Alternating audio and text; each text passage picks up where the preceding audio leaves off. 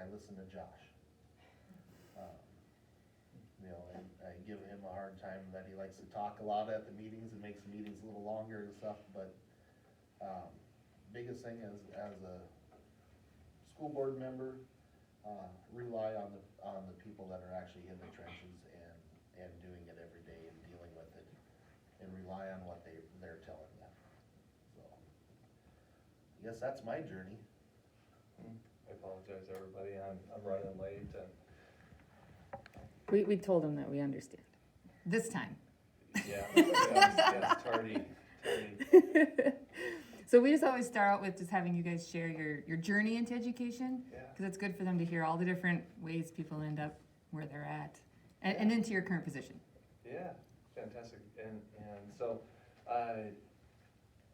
my journey, I would say in education started back when I was a sophomore in high school.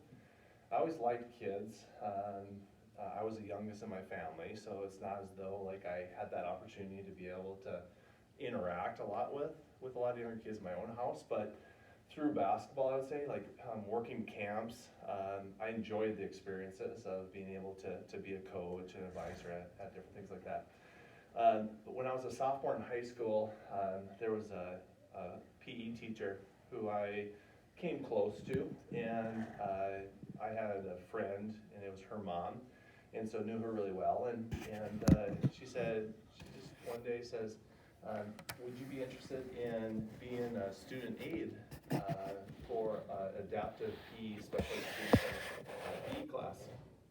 And I was able to work it through my schedule, and so for an entire semester then, I had the experience of being able to be the student aide in her classroom. And so that was my first experience of really kind of interacting and leading in a kind of a different capacity other than being a student. And I think that experience for me sparked an interest. And then from there, throughout high school, again, for me, it was my participation in basketball through camps and playing and just being able to interact with kids that led me to college. And in college, I think I had a lot of family pressure to, you should be a doctor, you should be a lawyer, because there was this prestige with it, or this kind of like financial connection, like don't be a teacher, you know, teachers don't make any money, you know, it's like the challenges of education. And so I literally remember the conversation I had with my parents, and it felt as though I was disappointing them by saying, I want to be a teacher, I want to go into education, and you know, they were very supportive of that decision. And so in college, I began that pathway. And in college, I played basketball at UND, and there was a lot of opportunities for me through camps again, as well as there's a lot of opportunities at the university to be able to get into classrooms through field experiences, and then just even through the activity to be able to engage with kids. And so I did a lot of that through that experience, and just found it to be very rewarding. What I would tell you is, if you don't like kids, if that is not your thing, you maybe like your patience is tested relative to that, I would tell you education is probably not your thing. And so going through college, having the field experiences, I was just really motivated and enjoyed the interaction. And so I did choose social studies, history. After graduating from college, I landed my first position in Grafton and taught for a couple of years there. Really enjoyed it, and it was just a very enjoyable, rewarding experience. At the end of 2 years, I had a friend who asked whether or not I'd be interested in coming back to college to get my master's degree and then also coaching.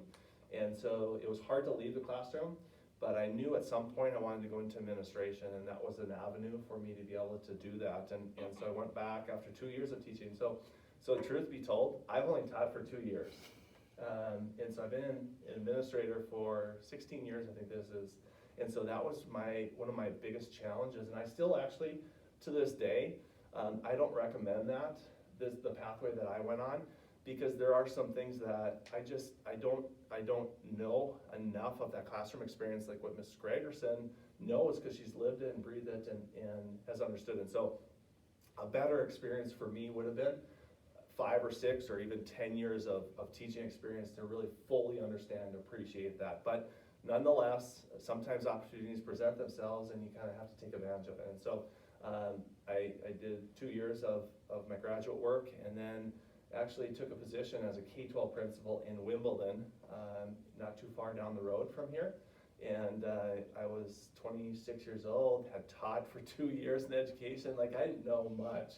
And it's like, really, you're trusting me to run this entire school, K-12 school, 150 kids. And so that was my first experience, loved it. I loved the variety of experiences, the engagement with kids, with parents, staff members, and the leadership role relative to that. From that, then I was a middle school principal up in Devils Lake for 4 years. And what was ironic relative to that is, again, at that point, I had 3 years of education experience. And I go back to this middle school as I think I was just turned 27 years old.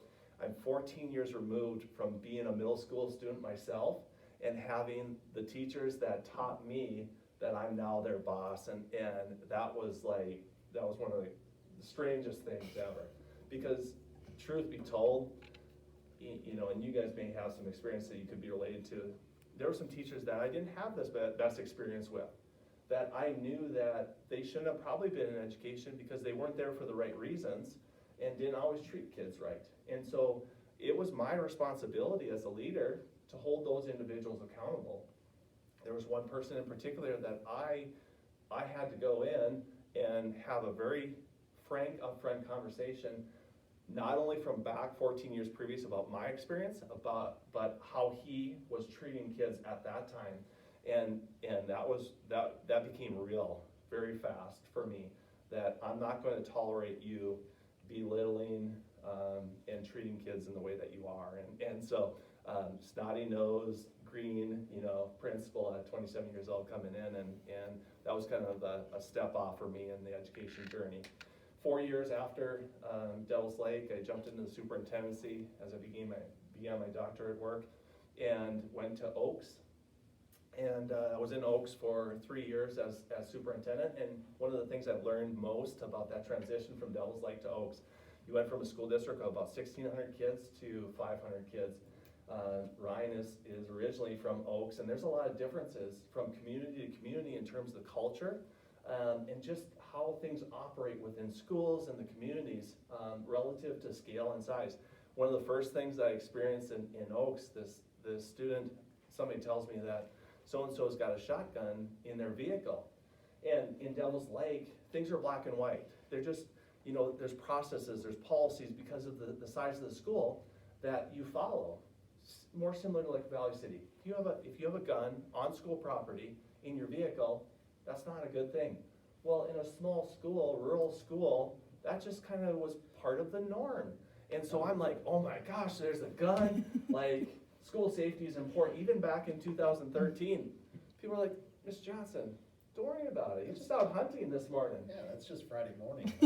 Exactly. And so there were certain things that I, as now 5 or 6 years in education, had to understand and to appreciate. And so your own personal kind of ethics and morals are tested at times. Like, okay, I get that. However, I still don't think it's cool that Johnny has a shotgun, you know, in the back of his vehicle on school property. And so we didn't expel him, but we had a good conversation about what the expectation probably should be in 2014. Went through some challenges in Oaks in terms of my leadership position and what my expectations were for administrators and for teachers.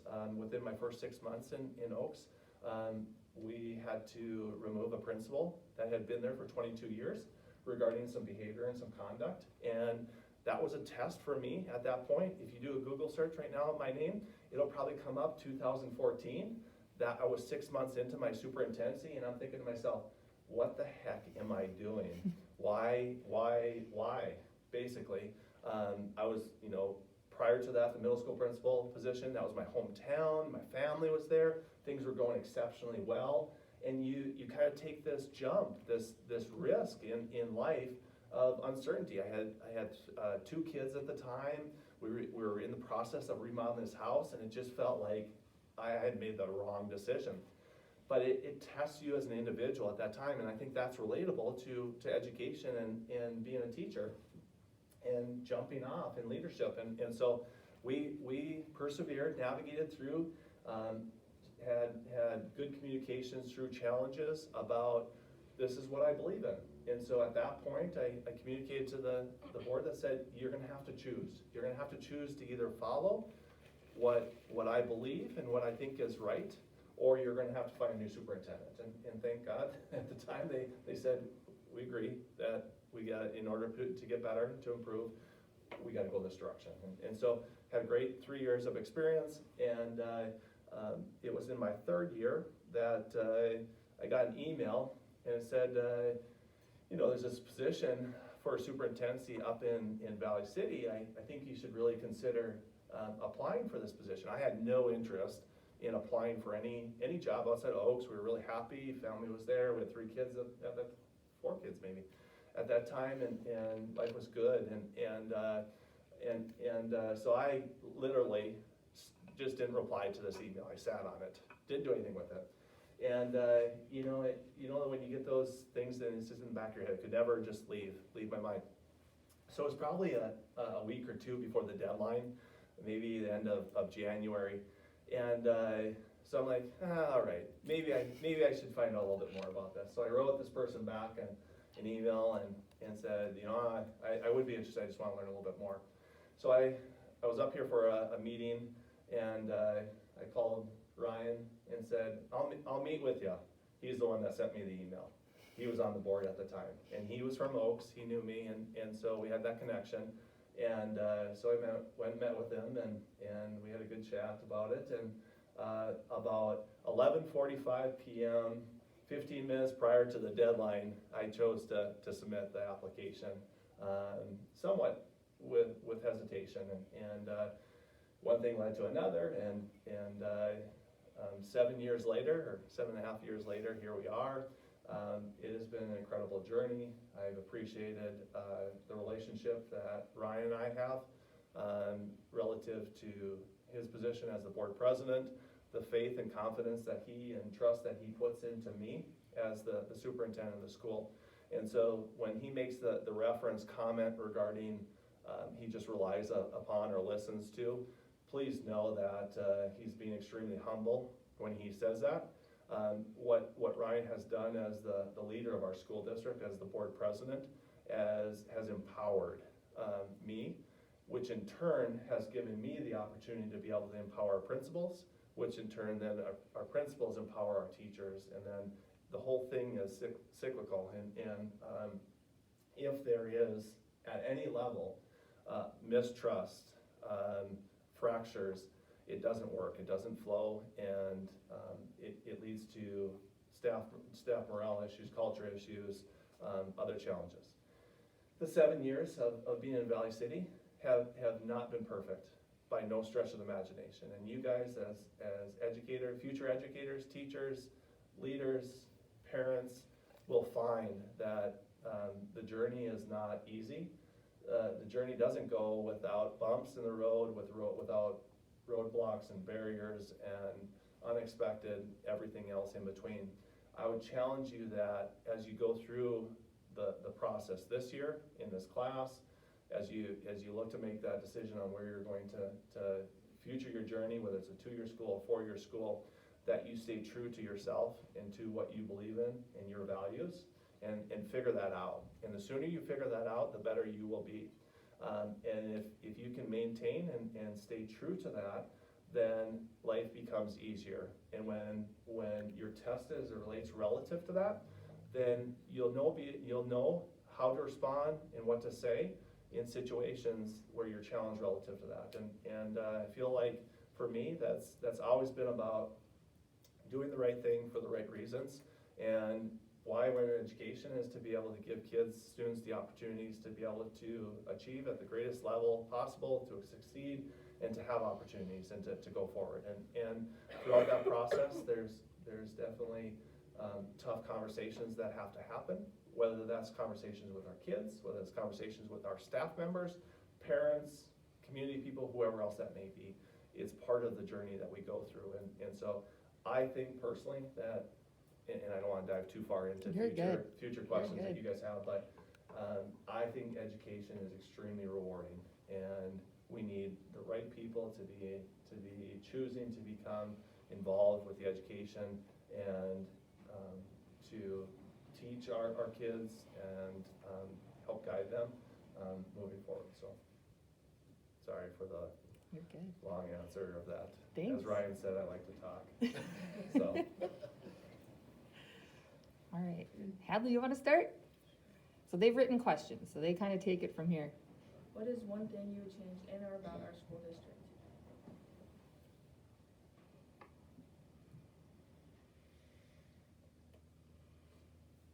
I guess, right now, I think a lot of it, it's not just our school district, it's high school culture across America. I grew up in that small Class B school of Oaks, where everyone in the school went to the home football game, went to the home basketball game, supported our teammates, our classmates, the whole community was, it was just fantastic. I don't see that in Valley City. And I'm hoping that we can maybe get it started tonight. There's gonna be some really new things, fun things, starting tonight with the high school football game.